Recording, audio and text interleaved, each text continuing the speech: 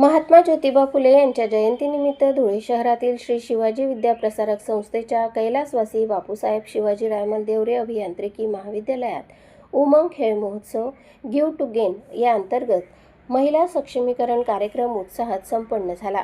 महिलांना शिक्षण, कौशल्य विकास आणि विविध शासकीय योजनांची माहिती देऊन त्यांना सक्षम बनविण्याच्या उद्देशाने या कार्यक्रमाचे आयोजन करण्यात आले होते। कार्यक्रमाची सुरुवात नोंदणी प्रक्रिया व स्वागत गीताने झाली। त्यानंतर उपस्थित मान्यवरांच्या हस्ते दीप प्रज्वलन करून कार्यक्रमाचे उद्घाटन करण्यात आले। यावेळी विविध मान्यवरांनी महिला सक्षमीकरण, शिक्षणाचे महत्त्व, स्वावलंबन आणि समाजातील महिलांची भूमिका या विषयावर मार्गदर्शन केले। एकात्मिक बालविकास प्रकल्प अधिकारी सौ दीपाली देसले यांनी एकात्मिक बालविकास कार्यक्रम तसेच शासनाच्या विविध योजनांची सविस्तर माहिती दिली। महिलांनी उपलब्ध योजनांचा लाभ घेऊन आर्थिक व सामाजिकदृष्ट्या सक्षम व्हावे असे आवाहन त्यांनी केले।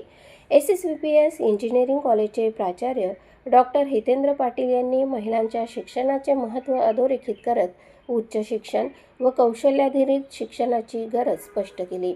श्री RB सिंह यांनी HG फाउंडेशनच्या कार्याची माहिती दिली, तर श्री गुरुनाथ सावंत यांनी निदान या संस्थेची ओळख करून देत महिलांच्या सर्वांगीण विकासासाठी विविध उपक्रमांची माहिती दिली।